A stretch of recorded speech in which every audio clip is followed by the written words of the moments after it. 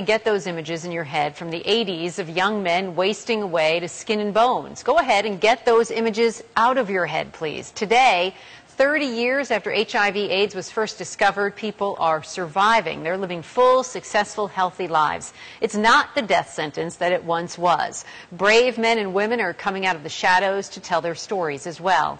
And today we want to tell you the story of a young man who has been living with HIV for the last 10 years. His name is James McClarty Lopez. He's a 28-year-old personal chef in Chicago. He has a master's in social work. James is also a writer and a blogger. His personal blog on HIV is one of the most honest things you will ever read. And right now, he joins us live from Chicago. James, first of all, thanks so much for coming on the show and sharing your story. I want to start with how you contracted HIV 10 years ago. How old were you and how did it happen? I was actually, I was 17 at the time, and I contracted HIV from the very first person that I ever dated when I came out.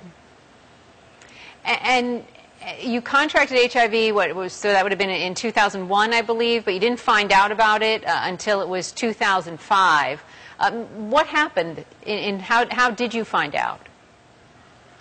I found out I had actually gotten really sick in 2001, 2 weeks before my 18th birthday. I was diagnosed with breast cancer, and I had intense chemotherapy.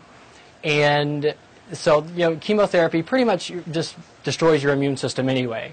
And so even though I was getting regular testing, I had no immune system to really test positive for the HIV antibodies. So in 2005, I had gotten really, really ill with pneumonia, and I was put into the hospital at Crawford Long University there in Atlanta. And after a few weeks, I got really lucky to have one of the most wonderful doctors in the field, Dr. Kimberly Warkowski, come on to my case. And she's actually the one responsible for doing the testing that led to me finding out that I was HIV positive. And in the beginning, what was the biggest hurdle for you? You know, to be honest, Randy, I dealt with a lot of hurdles in the beginning. I was fairly active. You know, I like to live life. I was involved in sports and just general things. And to be honest with you, the most difficult thing in the beginning wasn't the sickness, wasn't the stigma of HIV. It was the fact that when I looked into the mirror, I saw myself as different. I wasn't able to do the same things because I was so tired all the time. My body just was fighting this infection that it never seemed to go away. It just seemed like in the beginning there was sickness after sickness, illness after illness, hospitalization after hospitalization. And I wasn't able to do the things that I was. I struggled to find the proper antiretroviral cocktail, which is, you know, the medicine that they use to treat HIV and AIDS. And how do you feel today? I mean, do you have energy? Are you active? I'm very energetic. I'm very active. I'm involved in a lot of HIV/AIDS activisms and AIDS service organizations. I found a really great cocktail that involves a new medication that I take. So it's in the beginning, you know, I was taking a lot of pills a day. Now it's down to 6 pills, and that has really helped me. That's given me a new lease on life. So I'm very grateful for the continued progress that we're making in terms of finding sufficient care for persons living with HIV and AIDS. And I'm curious how your family is handling this. Have they been supportive of you? My family has been, you know, instrumental in me getting back to the person that I was.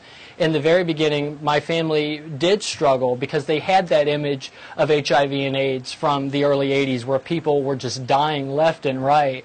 And to be honest, my mother, she didn't know how to take it. She wasn't afraid of the disease or the illness. Her biggest fear was of losing me. And again, in the beginning, being so sick, I can understand where that was a real concern for her.